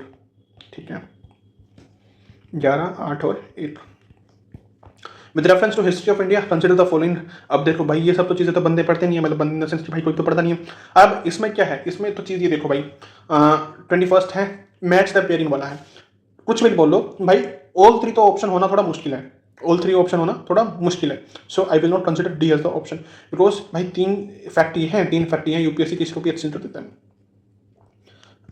अब ठीक है, अब किसी ने पढ़ा है तो पढ़ा है, बट किसी को ठीक है भाई अब इसमें रिस्क लेना है. रिस्क लेना इन द सेंस कि जैसे बलियाँ हैं, हम जनरली सुनते हैं कि भाई व्यापारी हैं, बिजनेस कम्युनिटी हैं, ठीक है, तो उस सेंस में हम इसके साथ एसोसिएशन कर सकते हैं कि Indian agents of the east India company, इसमें एसोसिएशन किया जा सकता है. क्या 2 होगा, मतलब 2 तो ठीक ही होगा, तो या तो ऑप्शन ए होगा या बी होगा. But I would advise this question is skippable, ये क्वेश्चन स्किपेबल है. If you are not sure about the answer just skip the question. वैसे इसका आंसर बी है, but I consider it in the category of skippable, तो यहाँ 2 डाल दिया इसमें. तो अननेसेसरी रिस्क इन जैसे ये 50-50 वाले क्वेश्चन है ना, इन टाइप के क्वेश्चंस में रिस्क तब लेना है जब आपने 70 अटेम्प्ट किए हो या 80 अटेम्प्ट किए हो और आपको यहाँ से 95-90 पहुंचना है ना, तो उन सिचुएशन में जो 50-50 वाले क्वेश्चन होंगे जिसमें 50-50 आप, तो उसमें से कोई एक चूज करना है, या तो ए चूज करोगे या बी चूज करोगे, तो उनके बेसिस पे तब चूज करना है. बट ये तब हो रहा जब आपका जो बेयर मिनिमम नंबर है 85 वाला वो टच नहीं हो रहा. Question number 22. With reference to the religious history of India, consider the following statement. The defecation नहीं बोल रहा, इसका मतलब गलत मत निकालना, defecation वही बोल रहा, defecation कुछ भी मतलब प्रोनाउंसिएशन इसका. I said defecation, DT बोलते तो defecation of Buddha by Mahasanjidas fostered the Mahayan Buddhism. But defecation था बुद्धा का महायान, मतलब महासंगीतास ने किया था, जो कि महायान सेक्ट के अंडर है. बिल्कुल ठीक बात है, इसमें तो कोई दिक्कत वाली बात नहीं है. और यानी कि 3rd तो ठीक है. चलो, Lokottaravadin sect was an offshoot of Mahasanghika sect of Buddhism. Mahasanghikas 2 में महासंगीता की बात कर रहे हैं, या तो 2 ठीक हो रहा या 3 ठीक हो रहा, दोनों तो ठीक नहीं होने से रहे, दोनों तो ठीक होने से नहीं रहे. ये मेरा लॉजिक है. वैसे ये क्वेश्चन हम जनरली पढ़ते हैं, ऐसी चीज़ें हम जनरली पढ़ते हैं, but not every fact can be learn. भाई सब फैक्ट तो आप लर्न नहीं कर सकते. सो दिस इज माई लॉजिक. भाई ये भी महासंगीता की बात कर रहा है, ये भी महासंगीता की बात कर रहा है. सो आई वुड कंसीडर कि भाई 2nd एंड 3rd तो ठीक नहीं हो रहा. So I will mark it incorrect. So अपना 3rd ठीक है, और मैंने जब बोला कि भाई 3rd की बात है, तो 3rd के बेसिस पे मेरा आंसर हो जाएगा इसमें C. And this is wrong. इसका आंसर है B. So I told you कि भाई every logic does not mean कि भाई वो ठीक ही हो, तो यह हमारा हो गया रॉन्ग, ये हमारा हो गया रॉन्ग. सो इस बेसिस पे भाई जस्ट टू टेल यू, भाई इसका आंसर चलो ठीक है जो भी है, बट अगर लॉजिक होता और पेपर में क्वेश्चन आता तो मैं इसको ऐसे सोल्व करता. महासंगीता के बारे में बात कर रहे हैं, नीचे अगेन महासंगीता के बारे में बात कर रहे हैं. इट इज पॉसिबल कि भाई दोनों में से एक ही ठीक होगा, दोनों तो ठीक नहीं होंगे, बट यूपीएससी जरूरी है कि हर क्वेश्चन को ठीक कैसे दे, लॉजिक के हिसाब से वो सोल्व हो जाए. तो इसका आंसर है बी. स्थविरावादी जो है अपने उनके साथ है एसोसिएशन इनका, स्थविरावाद का हीनियन के साथ. ठीक है, let's see question number 23. Which of the following statement directly explain the impact of industrial revolution on India during the first half of 18th century, यानी कि 1801 से लेकर 1850 फर्स्ट हाफ ये हुआ. Heavy duties were impose on the imports of British manufacturers. भाई वो क्यों ही करेंगे इम्पोर्ट्स के ऊपर, इम्पोर्ट्स उन्होंने सस्ता किया था ताकि उनके प्रोडक्ट्स को मार्केट मिले. Railway lines were laid in many parts. से पढ़ते हैं कि भाई ये 2nd हाफ में किया था, 1850s के बाद में किया था. So this also becomes found. Machines were introduced in Indian textile industry large. भाई वो क्यों ही करेंगे, वो तो अपना प्रोडक्ट इंट्रोड्यूस करें. And Indian handicrafts were introduce were Hyun. भाई डी इंडस्ट्रियलाइजेशन हम पढ़ते हैं. सो based on the knowledge answer will be A. And this question is of knowledge. So this is question number 12 based on knowledge. थोड़ा logic भी apply हो रहा है. चलो, consider the following events in the history of indigo. भाई chronology बताना है starting from the earliest. अब ये क्वेश्चन है skippable question until and unless you know. भाई आपको टाइमलाइन पता है, टाइमलाइन पता है तो ठीक है, बट मुझे टाइमलाइन उतनी याद नहीं रहती. So I skip such questions. तो this become my 3rd question where I skip. But चलो लॉजिक के साथ सोल्व करने का ट्राई करते हैं कि लॉजिक के साथ सोल्व हो रहा है या नहीं हो रहा. rise of Pratiharas under Bhoj, establishment of Pallavas under Mahendra Varman, establishment of Cholas powered by Parantak I, establish Pala dynasty। या तो भाई 2 पहले आया हो रहा, या 3 पहले आया हो रहा, या तो पल्लव पहले आए हैं या चोला पहले आए हैं। एंड वी रीड कि भाई पल्लव्स पहले आए थे, चोला चेरा पांड्या सन्ना में स्थित थे, बट जब इंपीरियल चोला परांटक वन अपना इंपीरियल चोला के अंडर आता है, तो इंपीरियल चोला से पहले पल्लव्स आ चुके थे, पल्लव्स वहां पर थे। सो आई वुड कंसिडर कि भाई 2 पहले हुआ है और 3 बाद में हुआ है। तो जिसमें 2 पहले हुआ है, या तो ऑप्शन ए ठीक है या ऑप्शन सी ठीक है। So we have to choose कि राइज ऑफ प्रतिहारस पहले हुआ था या पाल डायनेस्टी पहले आई थी। एंड वी नो कि भाई पाल डायनेस्टी ये फाउंड की बात कर रहा है, it talks about founded by Gopal, it talks about rise of Pratiharas. तो बताओ फाउंडेशन पहले होनी चाहिए कि पीक के सुप्रीमेसी पे पहले पहुंचते हैं इंसान, मतलब जो भी कोई भी किंगडम हो रहा। फॉर एग्जाम्पल सीजीएम ने मौर्य डायनेस्टी को फाउंड किया, बट वो पीक पे तो अशोका के टाइम पे रही ना। सो वी कैन नॉट से कि भाई चंद्रगुप्त मौर्य के टाइम पे ही मौर्य डायनेस्टी पीक पे चली गई।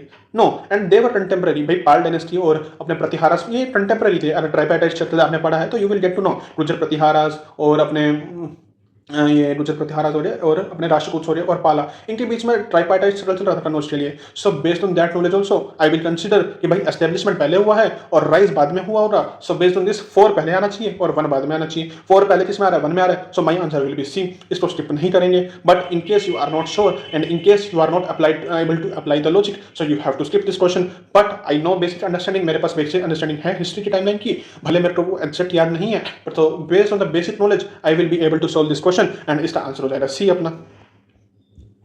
हुंडी, हुंडी हुंडी हुंडी का क्या मतलब है? ठीक है, an order from the feudal lords to his subordinates, a bill of exchange daily to be maintain for daily arounds and advisory issued by the king to his subordinates. अब जब ये क्वेश्चन आया था तो ये क्वेश्चन आई गेस लूसेंट में mention था, उसके बाद से ट्रेंड चालू हो गया, भाई लूसेंट पढ़ते हैं एंशिएंट के लिए, भाई लूसेंट पढ़ते हैं एंशिएंट के लिए। अब लूसेंट में दिए हमें भाई सब इतने सारे facts, not every fact can be remembered. अब इतने फैक्ट कौन ही पढ़ेगा भाई, कैसे? और पढ़ भी लोगे तो याद कैसे करोगे? And this question is odd one out. Odd one out कैसे? 2019 में भी मैंने आपको बताया था भाई, जब 3 स्टेटमेंट यूपीएससी ने इतने बड़े बड़े बना के दिए हैं तो ये स्टेटमेंट भी बड़ा बना देता ना UPSC. Why UPSC made this statements very small? A bill of exchange भाई क्यों बनाया? ये 2 लाइन में है, ये 2 लाइन में है, 2 लाइन में है। नहीं पता, बट रिस्क तो लेना पड़ेगा ना। Not every question can be skipped, her question को स्किप नहीं कर सकते हम। सो बेस्ड ऑन दिस ये हमारा आंसर हो जाएगा, यही हमारा आंसर है। लॉजिक सिर्फ इसमें है कि भाई जब 3 स्टेटमेंट यूपीएससी ने बड़े बनाए हैं तो ये स्टेटमेंट भी बड़ा बनना चाहिए। तो ये क्वेश्चन नंबर 13 हो जाएगा। एंड इसका मैं स्किप वाली कैटेगरी में यूज कर रहा हूँ क्योंकि जनरली टाइमलाइन हम पढ़ते नहीं है तो हम इतना कंफर्टेबल नहीं होते हैं। सो 13 क्वेश्चन तो हमारे हो रहे जो हमने स्किप किए हैं, जो लॉजिक से सोल्व किए हैं। 3 क्वेश्चन हमारे अभी स्किपेबल हैं, एक गलत हो चुका है और अपने कितने, सॉरी नॉट स्किप अपना, ठीक है स्किपेबल था दूसरा, 11 और इट्स 12, सॉरी ये स्किपेबल था दूसरा कलर है अपना, ठीक है थोड़ा काउंटिंग में मिस्टेक होता है, सॉरी। 9 क्वेश्चन हो रहे हैं जो अपने ऐसे हुए विद नॉलेज विद लॉजिक, तो 9 क्वेश्चन लॉजिक से हो गए अपने और 12 क्वेश्चन अपने इससे होते हैं अपने क्या कहते हैं नॉलेज से, और अपने 3 क्वेश्चन स्किप किया। ये दिस नंबर थोड़ा ना बीच में कंफ्यूजन हो रहा है तो इससे टाइम ज़्यादा जाएगा। तो आई विल, मैं लास्ट में एक बार 2 मिनट का लगेगा तो उसमें ऐड कर दूंगा कि इतना क्वेश्चन जो है अपने नॉलेज से हो रहे हैं और इतने क्वेश्चन लॉजिक से होते हैं। You have to get this idea. भाई ये आइडिया होना चाहिए जब आप 2024-25 का पेपर सॉल्व करोगे तो ये आपके पास आइडिया होना चाहिए कि आउट ऑफ दीस 100 क्वेश्चन की भाई इतने तो नॉलेज से सॉल्व हो रहे हैं, तो ये क्वेश्चन तो होने चाहिए नॉलेज से solve. With reference to book Desher Katha written by Satharam Ganesh Deoskar during the freedom struggle, consider the following statement। अब भाई नाम देखो, सठाराम गणेश देवस्कर, ये मराठी नाम जैसा है, तो ये मराठी नाम जैसा भले ठीक है। जब आप पढ़ोगे इनके बारे में you will get to know कि भाई ये इनकी कर्मभूमि बंगाल ही थी, इनकी कर्मभूमि बंगाल थी, भले नाम इनका मराठी नाम हो। चलो अब इस क्वेश्चन है प्योरली लॉजिक वाला क्वेश्चन है। क्यों लॉजिक वाला क्वेश्चन देते हैं? कैसे? ये है लॉजिक वाला, कैसे लगा दें? द यूज ऑफ देश, देश का मतलब क्या है? कंट्री या नेशन। The use of देश by Deoskar was in the specific context of the region of Bengal। भाई रीजन ऑफ, अगर बंगाल के कंटेक्स्ट में करना होता तो प्रदेश होता, प्रांत होता, कुछ इस टाइप के वर्ड यूज होते ना। वाई देश, वाई देश, देश तो कंट्री के लिए यूज करते हैं, वतन के लिए यूज करते हैं, मातृभूमि के लिए यूज करते हैं, तो उसके लिए थर्ड बिकम्स रॉन्ग। जैसे ही थर्ड एलिमेंट किया ये आ जाएगा। बाकी स्टेटमेंट भी पढ़ते हैं। It inspired the performance of स्वदेशी, भाई इंस्पायर्ड बोल रहा है, इंस्पायर्ड हुआ भाई 1% भी इंस्पिरेशन हुआ। Can you deny this? भाई एक फ्रीडम फाइटर है या जो इंडिया के फ्रीडम स्ट्रगल में किसी ने कंट्रीब्यूट किया है अपना, यूपीएससी उसको नैरेटिवली दिखाएगा, उस इंडिविजुअल को यूपीएससी के नैरेटिवली दिखाएगा। That will be against the dignity of this person, जो उनका कंट्रीब्यूशन रहा है उसको यूपीएससी नेरेट करा डायरेक्टली, अगर नैरेटिवली दिखाता है। And UPSC can not do this. UPSC जब ऐसे काम नहीं कर सकता तो this statement is very moderate and this has to be acceptable. It went against the colonial states hypnotic conquest of the mind। भाई ठीक ही है, अगेंस्ट ब्रिटिशर्स बात कर रहा है एंड प्रो बात कर रहा है अपने गणेश जी के, तो सखाराम गणेश देवस्टर जी के, तो ठीक ही है, मतलब उसमें कोई ऐसा नहीं है कि भाई कुछ अननेसेसरी कुछ डाल दिया कि जिससे स्टेटमेंट गलत हो जाए। तो ठीक है, first and second general statement है, अपने पॉजिटिव स्टेटमेंट्स है जो ब्रिटिशर्स को नेगेटिव लाइट में दिखा रहा है, और थर्ड स्टेटमेंट इज समथिंग जिसमें यूपीएससी ने थोड़ा सा ट्वीट कर दिया है, देश को जो है रीजन से दिखा दिया है instead of the country. So answer will be A. अब नेक्स्ट क्वेश्चन आता है कि Gandhi Irwin pact included which of the following. अब ये 4 स्टेटमेंट दिए हुए हैं, इनमें से गांधी इरविन पैक्ट में क्या हुआ था?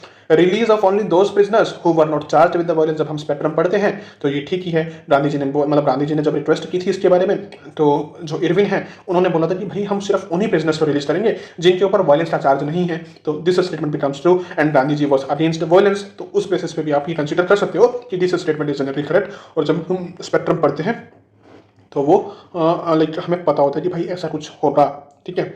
Acceptance of Gandhi suggestions for inquiry into police excesses. भाई पुलिस ने जो अत्याचार किए थे, पुलिस ने जो आउट ऑफ अथॉरिटी जाके उन्होंने एक्सेसेस किए थे, उनके लिए उनकी इन्वेस्टिगेशन करना। आपको लगता है कि कोई कॉलोनियल गवर्नमेंट आपको रूल कर रही है, कोई ब्रिटिशर्स आपको रूल कर रहे हैं और वो अपनी नाकामियों को जब दिखाएंगे उसमें इन्वेस्टिगेशन करेंगे?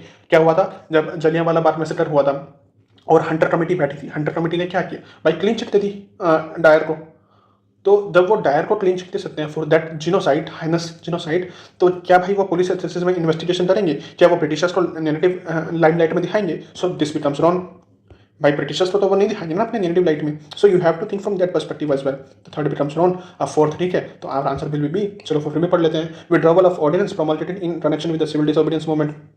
तो क्या कहते हैं गांधी जी, भाई सीडीएम के कंटेक्स्ट में आपने जितने भी ऑर्डिनेंस को प्रोमलगेट किया है आपको वो वापस लेने होंगे। इरविन ने बोला ठीक है। Invitation to Congress to participate in the RTC. भाई फर्स्ट आरटीसी में कोई गया नहीं था, उसके बाद गांधी इरविन पैक्ट हुआ और गांधी जी को बोला गया इरविन के थ्रू कि भाई आपको आरटीसी में पार्टिसिपेट करना है, और गांधी जी ने बोला ठीक है। और this was the only RTC जिसमें कांग्रेस ने पार्टिसिपेट किया था, कांग्रेस के बिहाफ पे जो है गांधी जी ने पार्टिसिपेट किया था। So this is also true and our answer will be. इसमें लॉजिक भी लगता है, साथ में नॉलेज भी लगती है। सो क्वेश्चन 27 का आंसर है अपना बी।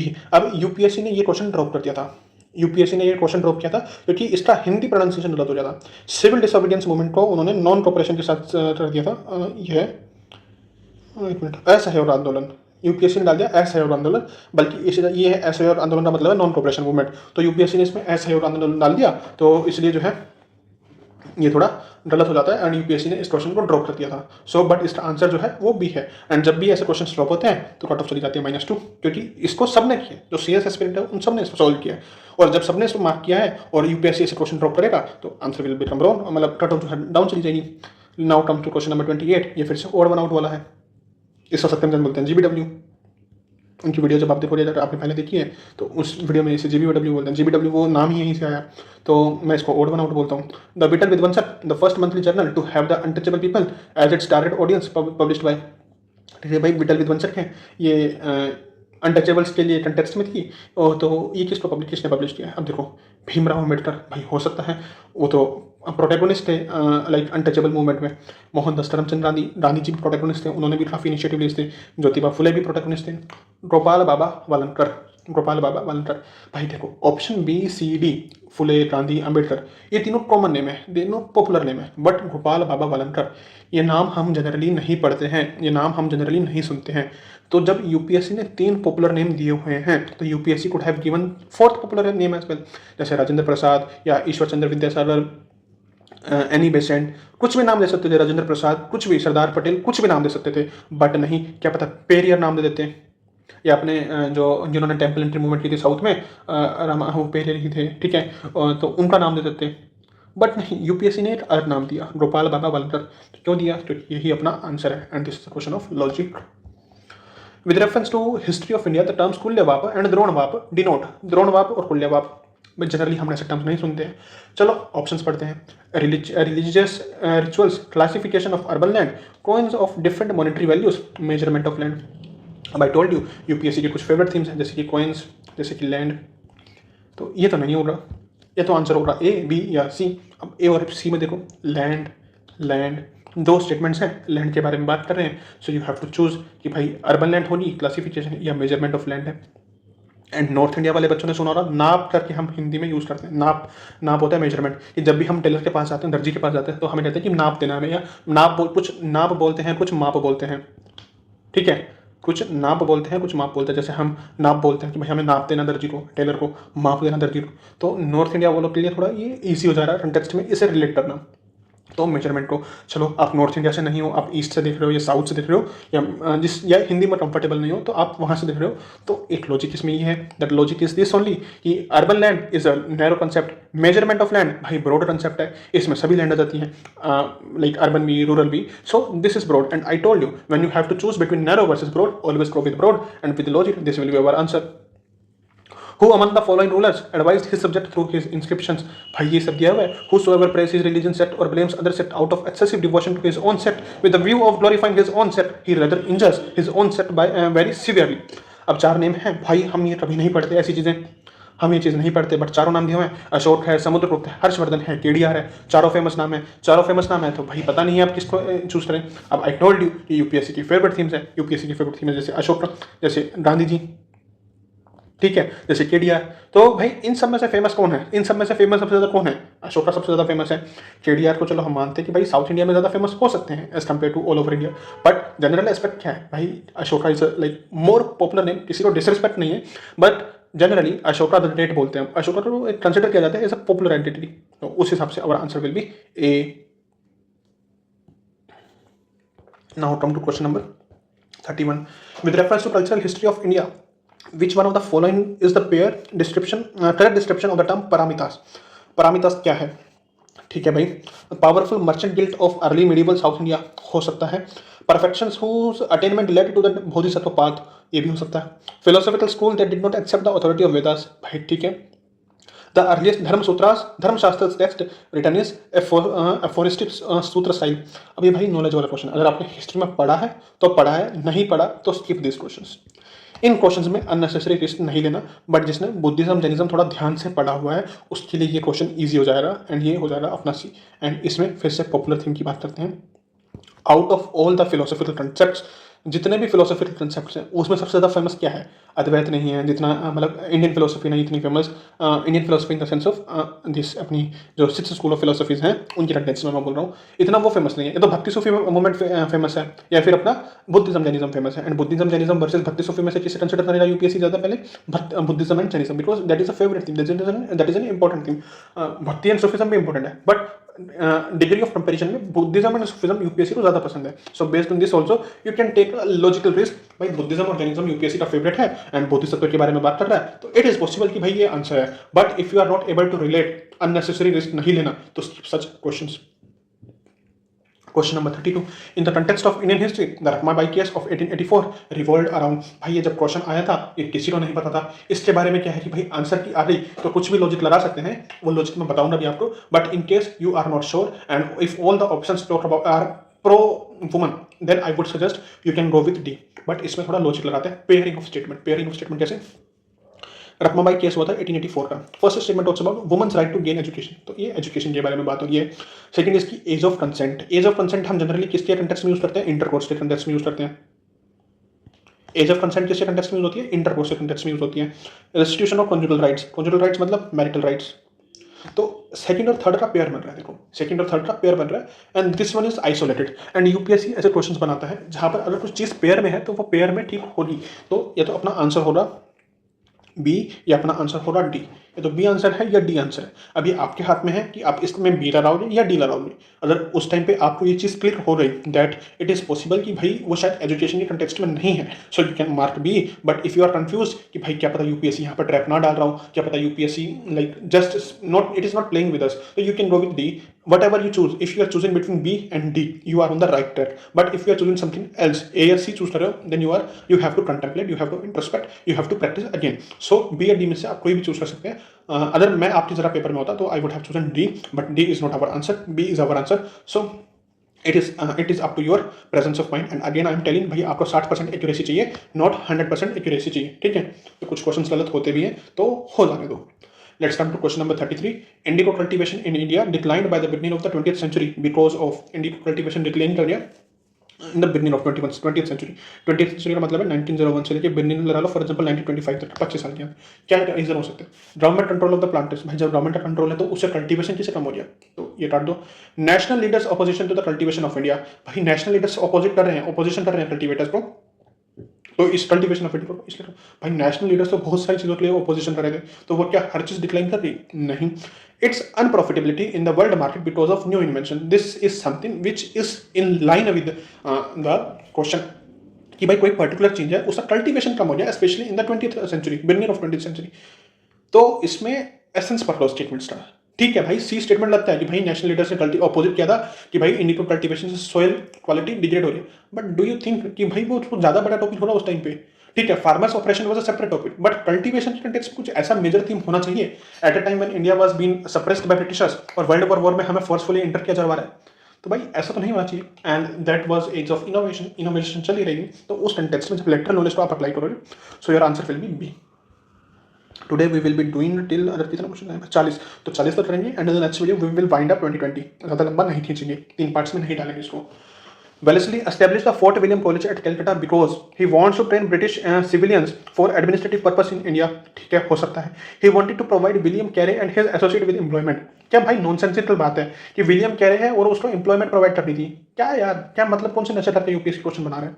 मतलब कोई ऑफेंसिव नहीं, बट जैसे समझाने की भाषा में क्या ही क्वेश्चन बना है यूपीएससी। तो भाई ऐसा है, एम्प्लॉयमेंट तो कहीं भी प्रोवाइड किया जा सकता था, पूरा कॉलेज को एस्टैब्लिश किया, सो दिस बिकम्स रॉन्ग।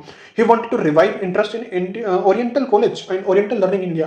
भाई वेलेस्ली जो है भाई ओरिएंटल लर्निंग रिवाइव करना चाहता था। भाई ब्रिटिशर्स प्रो इंडिया काम करेंगे क्या? जनरली नहीं करेंगे ना, तो second statement is also become wrong.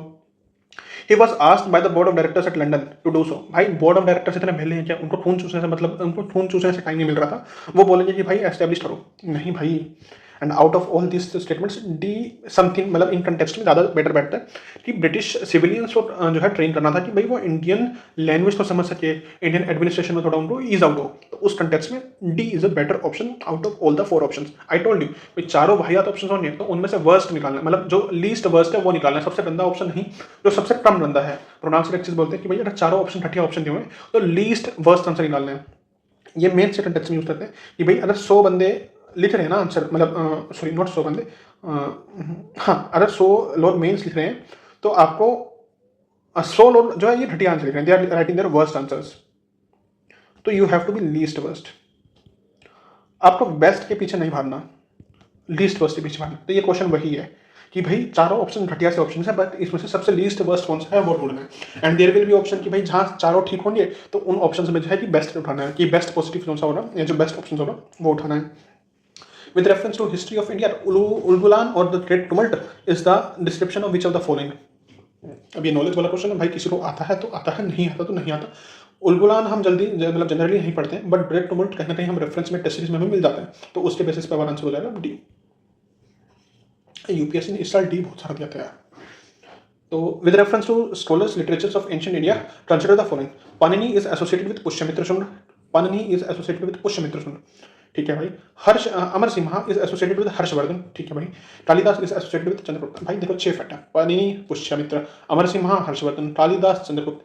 किसी एक को भी चेंज कर सकते हैं, तो डी तो नहीं होगा आंसर, डी नहीं हो रहा। तो देखो अब पाणिनि क्या है, पाणिनि की अष्टध्यायी हम पढ़ते हैं भाई मौर्यन टाइम से पहले की है, मौर्यन टाइम से पहले की है, तो मौर्यन टाइम से पहले की तो भाई पुष्यमित्र शुंग कहाँ से आ गया उसमें? जब मॉडर्न टाइम से पहले के तो पुष्यमित्र शुंग कहाँ से आ गया? तो this becomes wrong, this becomes wrong. या तो आंसर अब 3 थी तो ठीक है।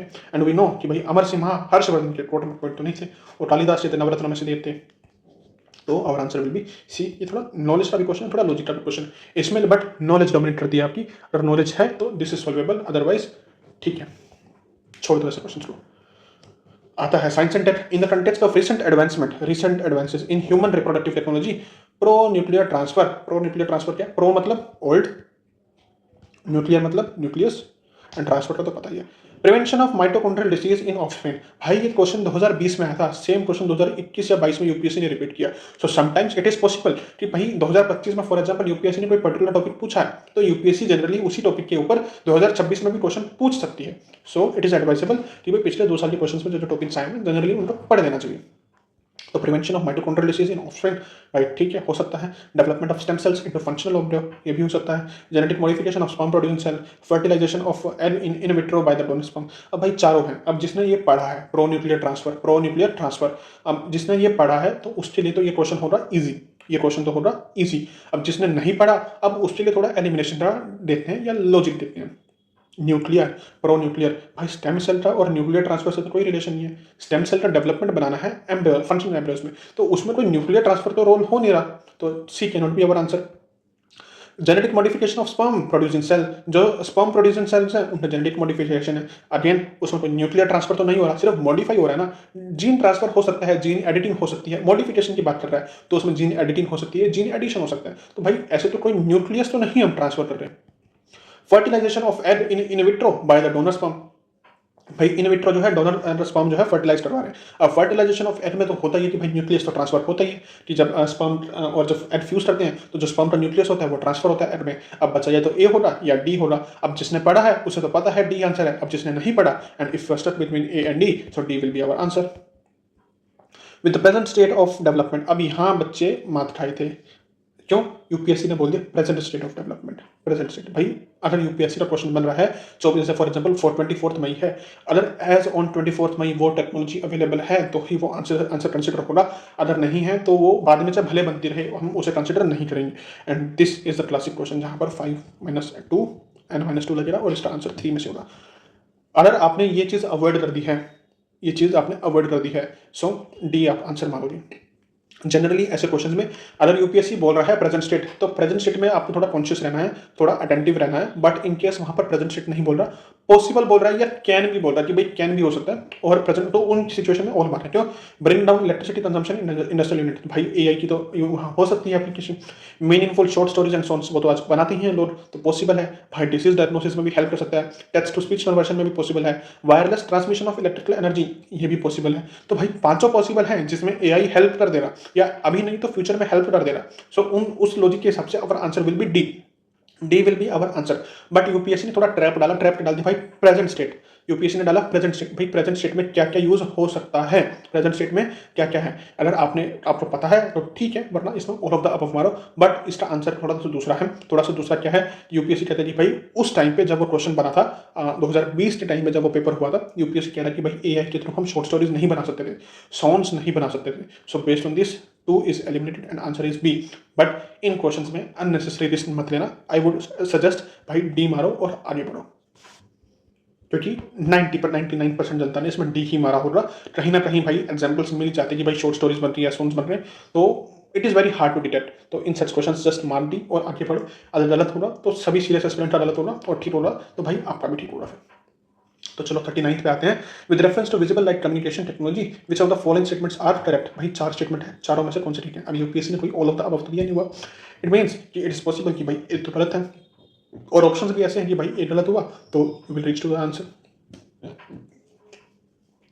VLC has no electromagnetic interference, भाई कोई इलेक्ट्रोमैग्नेटिक इंटरफेरेंस नहीं है, ठीक है भाई। VLC can transmit large amount of data faster than Bluetooth, ठीक है भाई, हो सकता है। VLC is known as long range optical wireless communication, visible light. VLC का मतलब क्या है? Visible light. That is why it is important to read the question statement which is given above. Visible light का आपको लगता है कि long range होगा, किसी कोने में किसी कमरे में लाइट लगी हुई है तो वो कमरे को ही लाइट, उसमें लाइट स्प्रेड करके ना, पूरे घर में तो लाइट नहीं उसे स्प्रेड होगी। सो बेस्ड ऑन दिस, अब यहाँ पर देखो, यहाँ थोड़ा फैक्ट दिया हुआ है कि भाई यूपीएससी ने स्पेसिफिक फैक्ट दिया कि VLC uses electromagnetic spectrum wavelength 375 to 780 nanometre, तो ये दिया हुआ है। अब भाई फैक्ट है तो गलत हो सकता है। इन केस यू एलिमिनेट 1 और मार्क कर देते हो डी तो भी कोई दिक्कत नहीं है, भले क्वेश्चन गलत होता है कोई दिक्कत नहीं है। But if you are present in the question paper, भाई आप एक्टिव हो and you are able to deduce कि विजिबल लाइट है उसकी लॉन्ग रेंज तो नहीं हो सकती, it must be short range. तो based on this second statement you will find कि इंटरेक्ट है और सेकंड स्टेटमेंट को एलिमिनेट करोगे and you will reach the answer C. But I am again saying कि भाई ये क्वेश्चन गलत होता है तो होने दो, we have the range of 30 questions जहां हम रिस्क ले सकते हैं कि भाई वो गलत हो जाए तो कोई दिक्कत नहीं है। Let's come to question number 40। UPSC ने ऑप्शन ही ऐसे दिए हैं कि भाई ऑल ऑफ द अबव तो आंसर नहीं होगा। चलो ब्लॉकचेन के बारे में है, पढ़ते हैं क्या है। इस बार ब्लॉकचेन एक इंपॉर्टेंट टॉपिक है, पीआईबी में आर्टिकल आया हुआ था, blockchain as a service. UPSC ऐसे क्वेश्चन पूछ सकता है क्योंकि 2022 में एक क्वेश्चन आया था सॉफ्टवेयर एज अ सर्विस, तो यूपीएससी अगेन पूछ सकता है कि ब्लॉकचेन एज अ सर्विस क्या होता है। So you can refer to that article of PIB. तो उसमें 3 प्लेटफॉर्म के बारे में बात किया गया था, तो you just can refer to those और उसके बारे में देख सकते हो। So application that depend on basic features of blockchain can be developed without anybody's permission। ठीक है भाई, हो सकता है पॉसिबल कि जो एप्लीकेशन है ब्लॉकचेन, क्योंकि ब्लॉकचेन क्या है, डिसेंट्रलाइज्ड है, कोई सेंट्रल कंट्रोल नहीं है उसके ऊपर, तो भाई किसी की परमिशन के बिना हम एप्लीकेशन बना सकते हैं। तो इट इज ट्रू, पॉसिबल है। The structure of and design of blockchain is such that all the data in it are about cryptocurrency only. भाई जितना भी डेटा है वो क्रिप्टो करेंसी में है। क्यों भाई? मेडिकल रिपोर्ट हो सकते हैं, वो रिपोर्ट में हो सकता है, कोई इमेज हो सकता है, उसका ब्लॉकचेन बन सकता है। जैसे अभी गवर्नमेंट ऑफ इंडिया ने भी स्टार्ट किया कि भाई हम जो है डेटा, जो मेडिकल डेटा है वो ब्लॉकचेन में हम स्टोर करेंगे। तो इट इज पॉसिबल ना कि भाई दूसरे फॉर्मेट्स में, दूसरे डिजाइन में भी किया जा सकता है। And with only it becomes restrictive. भाई सारा data, all the data crypto currency की फॉर्म में होगा, तो भाई ये तो गलत हो जाता है। तो second will we get wrong. अब it is a public nature that everyone can inspect but which no single users control. And first और third they are in sync. First and third जो है, क्यों भाई? ठीक है, एक्सटेंशन दे दिया यूपीएससी ने, but which no single user controls, everyone can inspect but which no single user can control. First में क्या है कि भाई डिसेंट्रलाइज्ड है, कोई सिंगल यूजर का कंट्रोल नहीं है। एंड थर्ड में क्या कह रहा है कि भाई हम एप्लीकेशन बना सकते हैं ब्लॉकचेन के बेसिस पे without anybody's permission. So if you read first and third together you will find a sync. Sync तो है भाई, इंटीग्रेट तो हो रही है, आपस में एक दूसरे को कॉम्प्लीमेंट कर रही हैं ये स्टेटमेंट्स। तो based on this first and third must go together and our answer will be T and D is our answer. And today ये थोड़ा लंबी हो रही है video, so will keep this here only and we will be resuming from the next video. Next video में निपटा देंगे, ज़्यादा 3 पार्ट नहीं लेके आएंगे इसका, जस्ट बिकॉज मैंने बीच में वो थोड़ा बताया कि भाई मेरे सोर्सेज क्या थे, तो थोड़ा उसके कारण लंबा हो गया वीडियो। एंड या we will be keeping it like this video here only and we will meet in the next video. Till then keep revising, keep practicing। भाई आपको मेरे वीडियोस देखने हैं, आप मेरे वीडियोस देखो, फ्री ऑफ कॉस्ट है, यूट्यूब पर कोई आपका चार्ज नहीं लगता है, इसमें अननेसेसरली पैसे खर्च करने की कोई जरूरत नहीं है, स्पेशली जो एक्सपेंसिव कोर्सेज है। और टेलीग्राम पे गंद मचा हुआ है, इसके लिए हर कोई बेच रहा है 500 1000 ट्रैप्स, ये फलाना तिमकाना। भाई अल्टीमेटली कोई बोलता है 55 ट्रैप्स, कोई बोलता है 50 ट्रैप्स, कोई बोलता है 21, कुछ भी बोलते हैं भाई। अल्टीमेटली क्या है ना भाई, 90% तो सब में सेम है, 90% सब में थीम सेम है। अब वो 10% के पीछे मत भागो, जो 10% वेरिएशन आ रहा है, मैं ये बोलूँगा 10% भी नहीं है, वो 5% के आसपास है। 95% चीज़ें सब सेम बताएंगे, 95% चीज़ें सब सेम बताएंगे।